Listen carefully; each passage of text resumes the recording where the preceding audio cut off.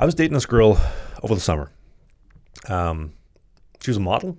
I mean, Kevin Samuels would disagree. I would give her a 7. I guess Kevin Samuels would say she's a 6, but I would say she's a 7. Very, very attractive woman. And I remember her telling me she's tired of the dating market because all men just want to date her because they want to have a model by their side. They want to have a woman by their side and say, hey, this is a model. And to a degree, that is true. But at 26, ma'am, your eggs are over easy trending towards scrambled. You're going to get a very, very rude awakening and a very rude wake-up call at 30 when you start realizing that this is not going to be the way it is forever. And then you go and look at her Instagram. And again, a lot of these gorgeous women, they have huge Instagram followings. I think she had like 5,000, 6,000 Instagram followers. And then you look at all the carousels, it's just like ass shots, jug shots, ass shots, bikini shots. I remember I told this exact story to another model, and she was saying, it's funny, she kind of gave me the secret sauce. She says, oh, it's tough dating models. We are all attention seekers. You have to provide a lot of attention to make up for what we had in our modeling career that we don't have anymore. And I thought to myself, it's pretty spot on. It's pretty spot on. Nail on the head. Most of these women, they want to be a wife, but not fulfill the job description of being a wife. So they want the Instagram carousel photo. They want the proposal, the ring, the wedding day, the wedding dress, the Instagram reel, the whole montage, the power edit of the big day in their big, beautiful white dress and their butterfly tattoos hanging off the back of their neck. But are they prepared to actually be wives? Are they prepared to serve a man, and as the man is going to serve his woman? It's you and I, for better or for worse, till death do us part. Sickness and health, rich or for poor. They say those words, but do they actually fulfill them? No, sir. Waiter, check, please. You know what's funny? There's another girl I was dating. We were in Calgary. We're staying at a hotel, and they're having a huge wedding on one of like the ballrooms.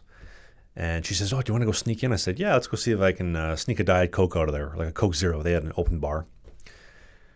And she said, "Oh, isn't that beautiful? They're getting married." And I said, "Yeah.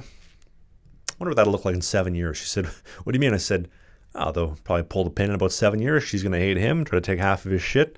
It's going to be a whole mess. And then they spent all this money on this big, beautiful wedding, all to throw out the shit and burn the photos. And then she's probably going to use those photos, crop him out, and then put it on her dating profile on Hinge or Bumble," which is pretty true. You see actually quite a bit of that, which is scary. But when women want the ring and they want to get married, they put in a lot of effort. And then it seems like when they get the ring, it's almost like at the end of the video game, like, okay, I'm done. I am handing in my 2 weeks notice and I'm mailing it in. Have you ever heard the joke, what is the one food group that makes a woman stop putting out? Wedding cake. Game's over. Pack up the tent. Let's go home. We are roommates now. What do we have? Well, we have our mutual love of frozen yogurt. What do? I guess we talk about Vampire Diaries. Yeah, that sounds fun.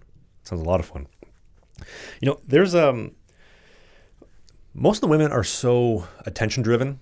It just destroys their attention span, their ability to focus on one relationship and give you their undivided attention. There are some that can do it, but a lot of them can't. And there's another girl I dated over the summer.